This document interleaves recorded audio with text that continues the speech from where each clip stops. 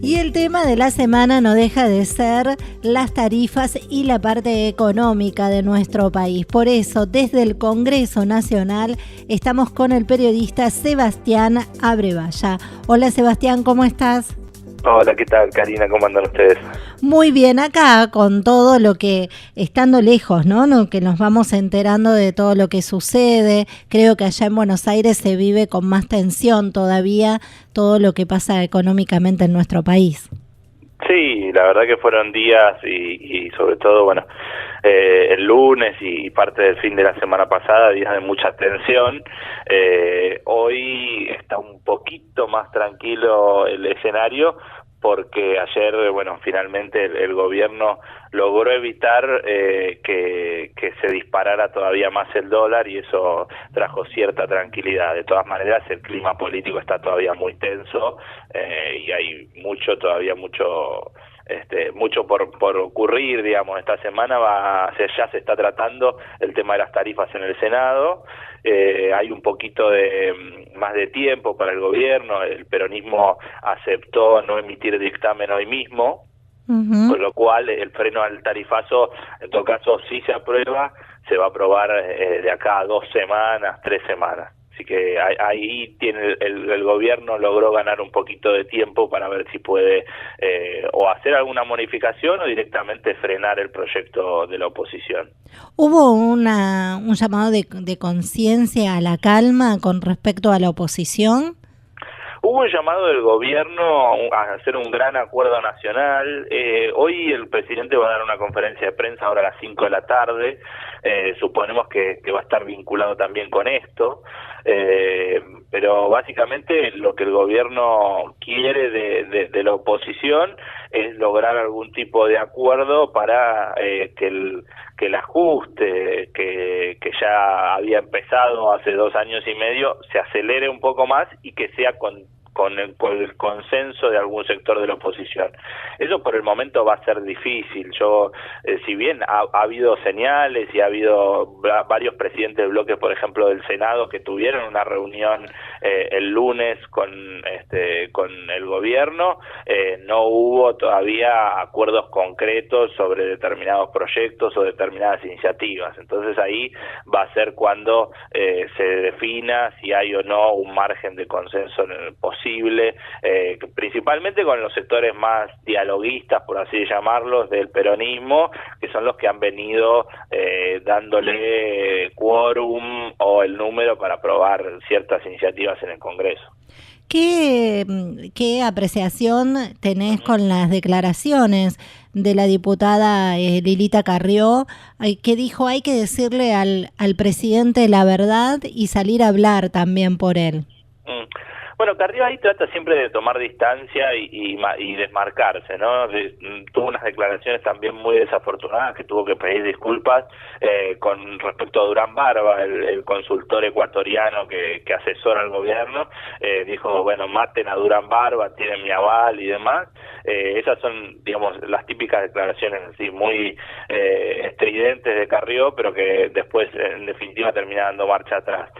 Carrió lo que plantea siempre es, bueno, ella se plantea como una suerte de fiscal del gobierno, ¿no? Como una especie de resguardo moral del gobierno, y lo que sí es cierto, y que el radicalismo lo hace de la misma manera, pero lo hace hacia adentro y no lo hace públicamente, es que piden ser escuchados, piden que tengan mayor participación a la hora de tomar algunas decisiones, y eso parece que el gobierno está tomando nota.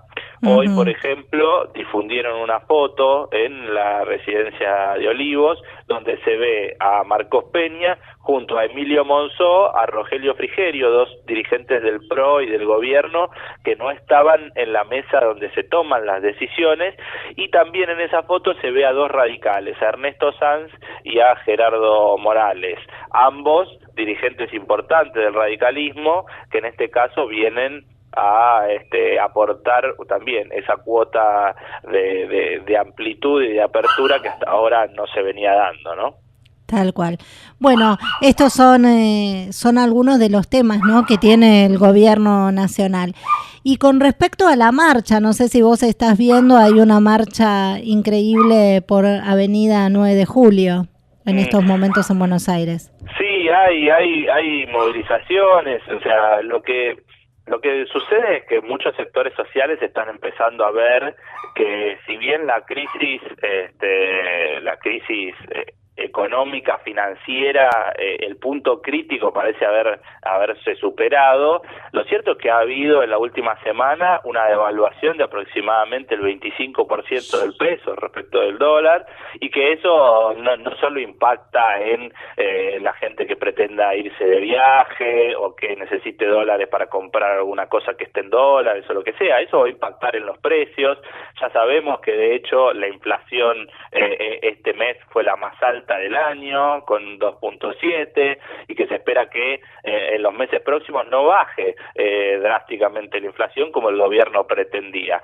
Entonces, lo que pasa es que eso sí impacta directamente en el bolsillo de los sectores más vulnerables, y ahí tenés obviamente el principal problema, que es que el poder adquisitivo de los trabajadores y del sector más vulnerable de la economía se va a ir deteriorando, y eso va a generar mayor conflictividad social, más protestas. No va a ser un año sencillo para nada, y hay que ver, varias paritarias están empezando a reabrirse, las que ya cerraron están presionando los gremios. ¿Por qué? Porque la inflación del 15% que se había fijado como meta va a quedar muy lejos a lo largo del año, pensando que ya no llegamos al mes 6 y ya tenemos un 9 y pico, más de la mitad de lo que se había pronosticado como meta para 2018, ¿no? Bueno, nos espera entonces un año difícil, ¿no?, de lo que queda. Sí, va a ser un año difícil, hay que ver, porque también el gobierno lo que dice es, bueno, superamos este momento, se controló la crisis, pero lo cierto es que también se volvió a emitir deuda, se postergó los vencimientos de las LEVAC, estas letras, este instrumento que usan muchos fondos para tener una rentabilidad extra, pasó al 40%, es decir, es una bola que va creciendo, que todavía no golpeó contra nada, pero, o sea, básicamente está creciendo a medida que avanza. Entonces, en algún momento, si vos tenés una tasa del 40%, eso ningún pequeño comerciante que tenga un dinero va a querer invertirlo en algo productivo si por un lado no tiene consumo interno, por otro lado la tasa de interés es muy alta, entonces te conviene ponerlo en LEVAX, y eso te da una rentabilidad altísima a corto plazo, y eso de definitiva no genera puestos de trabajo, no genera una dinamización de la economía. Entonces va a ser muy complejo, y hay que terminar de ver cómo va a ser el tema de las condiciones que ponga el Fondo Monetario Internacional. Así que sí, va a ser un año bastante más difícil. Hay que ver qué hace el gobierno, hay que ver cómo termina de reaccionar la oposición, y hay que esperar a ver qué va a pasar. El año que viene va a ser un año electoral, con lo cual obviamente el gobierno va a tratar de que el año que viene sea un poco mejor, o sea que el ajuste va a tratar de hacerlo más fuerte este año, y en todo caso liberar un poquito el año que viene. O sea, es un escenario complejo política y económicamente.